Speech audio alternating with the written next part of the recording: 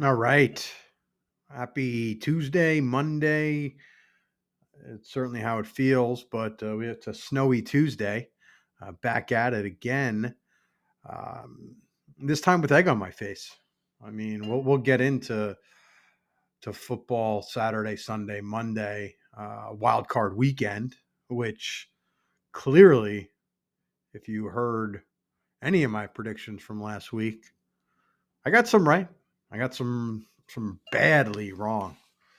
Sometimes when you follow your heart and you want things to go a certain way, you got blinders on. And um, I got blinders on from last week and egg on my face because of it. So, we'll dive into that. But thanks for coming back for another episode, Quick Hits with Dre. We are going to make it quick. I got a lot to cover um, from the last time we spoke, which was Thursday. We were looking forward to a Ranger game, um, and they went ahead and they lost. Really, it wasn't as close as the five. I mean, it was 5-2, so it wasn't that close. But um, yeah, I mean, they kind of trailed and struggled for a better part of say like 30 minutes of that game. So uh, yeah, they went ahead and then they lost to the Caps right after that. So they had three games back to back.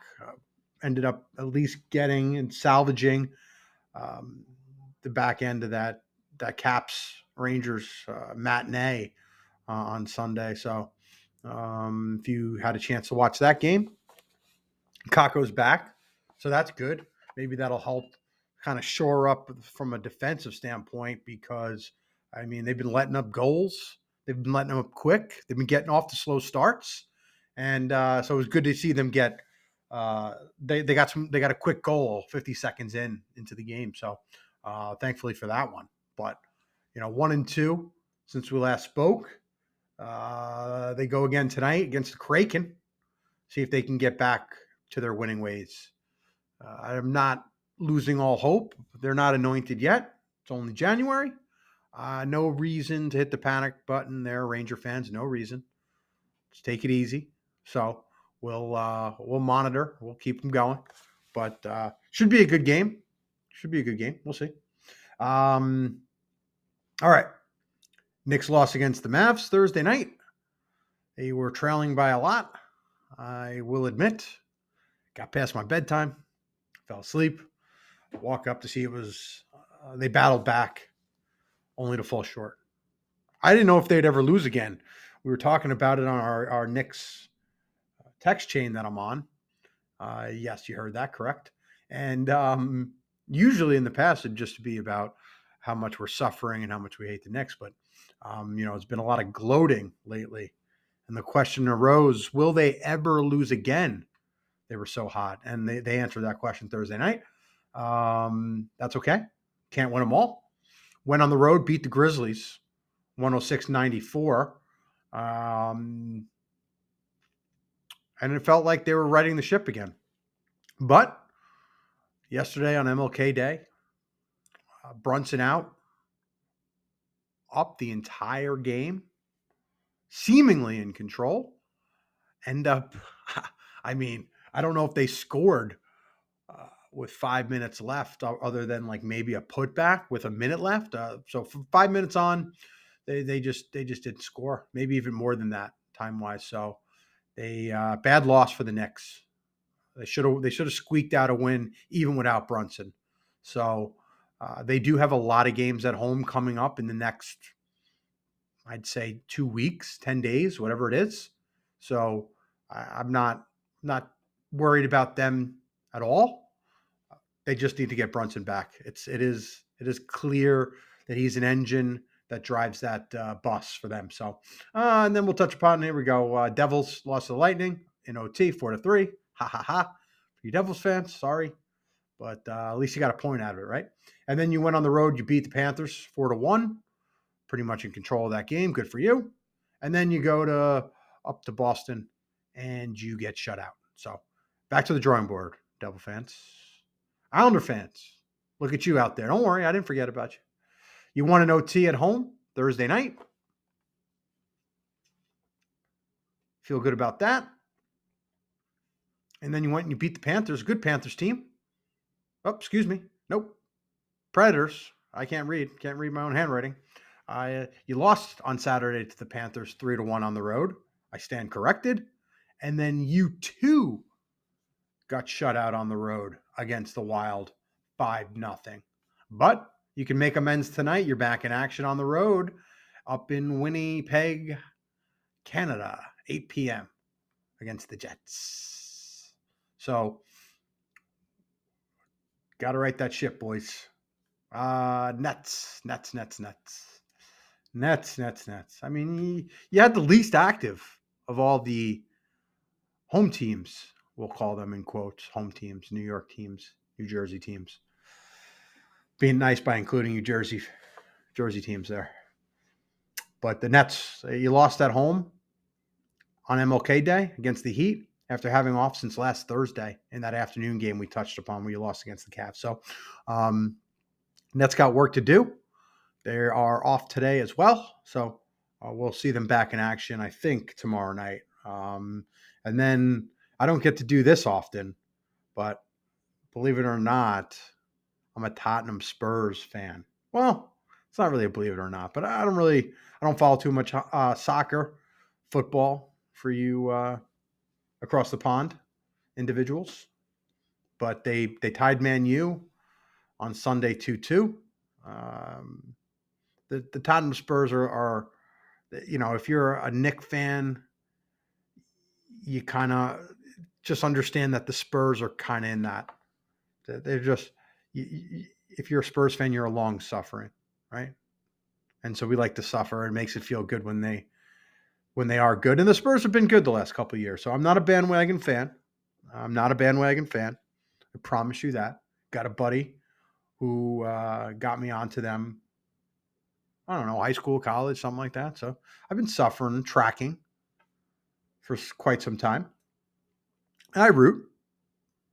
Been to a few 5 a.m. bars, see some matches. So it's fun, man. If you ever had the opportunity, maybe not 5 a.m., like I did that one time with the guys, even though it was a blast. I think we were passed out on the beach by 11. It makes it for a long day. But if you have a chance to go to a Spurs bar, or even if you have a different team that you like and you haven't gotten to go, find a bar, especially if you're in the New York City area. Every team has a bar. You can go and watch and root. It's a lot of fun, though, especially everyone. They all get into the chants and stuff. It's fun. So anyway, PGA Tour, feel good win, feel good moment for Grayson Murray. He won on the first hole of a playoff. Kind of significant. He had some beef there for a little bit with Rory. I don't know how much of a beef, but they're kind of going back and forth. But I thought it was pretty cool. He's been sober about 8 months now. So really kudos to him. Rooting for him success-wise, for continued success, really, in both on the course, off the course stuff. So good for him. And we'll keep an eye on him. Maybe he's a riser. Maybe we're going to see someone get hot here. And then we got Tommy Fleetwood. Played some flawless golf down the stretch. Capitalized on a few of Rory's mistakes. And then he took the opening event out there in the DP World Tour season. So, I saw the highlights. I mean, he was just throwing daggers, just darts at flags, and made some long putts. You got to make putts at the end of the day. No way around it. You're driving for show, you're putting for dough. But he did have some, I'd say 5-footers, and then I think he made like a 15, 20-footer on 17, if I'm not mistaken, from the highlights. So just Rory made some mistakes. I think he went in the water on 18 on the 72nd hole. 3-putted from 2 feet as well. So, I don't think it's anything to worry about on his end. It's first event of the year for him after a couple, probably couple months off. So excited for what's to come. Obviously for me, it's always now snowing out, so my golf prospects have fallen by the wayside, and so now I get to watch them in these pros in sunny weather all over the world dominate golf courses. All right, let's get into it. The moment you may have been waiting for, probably not, but I mean, if you are, the moment I've been dreading, having to go around admitting. I mean, I was jacked up for the Browns, jacked up. Didn't even think that Joe Flacco didn't have one little magical run in him. Was not meant to be at all. You know, you can't turn the football over in playoffs. You can't. And the game speeds up, right? So maybe when you're on the couch all year, the game's even faster come playoff time than someone who's been there all year and been playing at a high level. So the Stroud kid was magnificent. I think maybe I picked the wrong team that was on the rise. You know, I thought the Steelers were on the rise. I thought the Browns were. I couldn't miss with that defense. But when you turn the ball over, keep the defense on the field, get ugly. It can get ugly quick, as we saw. It got ugly. It got ugly quick, and the Browns lost to the Titans, 45-14. Oof, boy, man! I really wanted the Browns to have something to cheer for. Not to be, Browns fans. Not to be. And then, I mean, everyone's talking about it. If you haven't heard about the coldest game probably in NFL history, Chiefs, Dolphins, on probably the most ridiculous streaming scenario on top of it. Chiefs went and beat the Dolphins 26-7. Dolphins weren't really around. I mean, maybe for a little bit in the first half. Thought maybe they'd do something. Patrick Mahomes' helmet cracked on a hit. Travis Kelce dropped a few more passes. And yeah, I mean, look, I was at a dinner, didn't get to watch the game. Probably wouldn't have watched the game just out of principle for them putting it on a streaming platform, a playoff game like that on a streaming platform. Probably wouldn't have watched it. So not going to blame the dinner. Dinner was delicious, in case you're wondering. It's easy when the wine's free and the food's free. But nevertheless, it was a lot of fun. And yeah, I think Chiefs, I'm not going to say they're back just yet. And we'll dive into Chiefs, Bills, and all that. But speaking of having egg on my face once again, I just didn't see it. I did not see the Packers pummeling the Cowboys 48-32.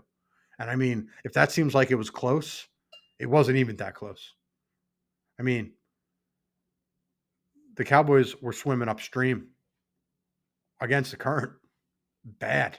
I mean, they didn't even have a life raft. They were drowning in the first half of this game. Oof. You know, I can't stand the Cowboys, but boy, I kind of wanted to be right after the Browns got their butts kicked. I was like, boy, I'm glad I didn't, tell anyone to bet the house on these guys. But I thought, again, they look great at home all year. But they look lost in that game. And something about Jordan Love, I like the way he slings it. It's got a little Mahomes in him, Those are sidearms. Just ball comes out of his hand real nice. It really does. It really does. So, really going to be, are they the team on the rise? The NFC, will they get hot? Are they? I like comparing every team to the 2007 New York Football Giants. I always look for that team. Like who's got that? Now I thought maybe it was the Steelers, which I was totally wrong about. They were in that for a while. Another cold game up there. But the Bills, anytime the Steelers did something, the Bills had an answer for them. They went and they dominated them 31-17 at home in the cold. So I was rooting. I thought they had it. But again, I mean, when you look purely at the quarterback matchups, you start to see where the discrepancies really come into play. And you can't compare Josh Allen. I mean, I wouldn't say he looked through the roof, but he makes the plays when he has to make them. He's a threat on the ground. He picked his spots when he needed to run. He got what he needed. Sometimes he got even more. So I think that'll be an interesting matchup. I mean, it's another year, right? It's right in the same story. You got the Bills and the Chiefs playing each other. Maybe a week earlier than they would have prior, but nonetheless, will be fun to watch. Lions. I thought, look, again, I'm talking about dancing in happy feet with Matthew Stafford. I mean, he did everything he could in that game. But the Lions squeaked out the W, 24-23. Wasn't as impressed with the ground game as I thought. I thought they were going to really run it down the throats of the Rams. Thought the Rams weren't going to be up for the challenge. They were. It was a great game. Probably, yeah. I mean, if you look at the scores, realistically, it was the best game of the weekend. I mean, it had you on the edge of your seat, took you right down to the final minutes. That's what you want. That's all you can ask for. So, and then finally, the last of the eggs that are on my face. And I'm not another one where I should have just went like, I don't like the Eagles, right? Like I don't like the Cowboys. And here I was picking both of these teams to win these games. I should have just went with my heart on these instead of my mind. So in the AFC, I went with my heart. I like the Steelers. I like the Browns. Those are my excuses. I'm sticking with them. And then in the NFC, I went with my head. Tried to be all logical instead of going with my heart.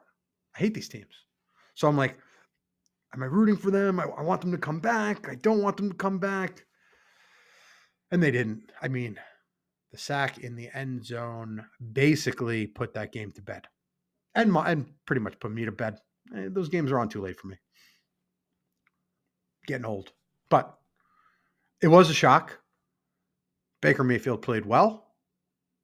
He threw some good passes. I didn't think that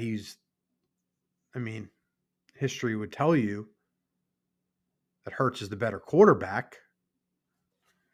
But one of them rose to the occasion and the other one did not. And so you have the Bucks beating the Eagles 32-9. Game was never close. And now maybe I can be right about something. Not that I want either one of those predictions to come true. If you're following, if you're tracking with me, I said if the Cowboys laid an egg, if the Eagles laid an egg, Bill Belichick might be knocking, or they might be knocking on his door. Jerry Jones. What do you think? You don't think Jerry Jones would love? I think he'll pay him whatever he wants. Kind of a blank check situation. I don't know if Philly can do that, but it would be interesting. And my prediction would then come true. I said that if it did happen, that Bill Belichick had a real shot at it. So that's where we're at here for Quick Hits on Tuesday. We'll be back at it tomorrow. We got some great games. We won't touch upon them yet, but the NFL is shaping up to be a good. It's shaping up to be a good weekend. It really is. And then we bring my Ravens into it. I will say right now, I'll probably repeat it. It'll bear repeating if they start making a run. I did put the Ravens to win the Super Bowl at the beginning of the year. No, the odds weren't that gigantic. But it would be cool. It certainly would be cool. So excited. Thank you for listening. And we will check you tomorrow.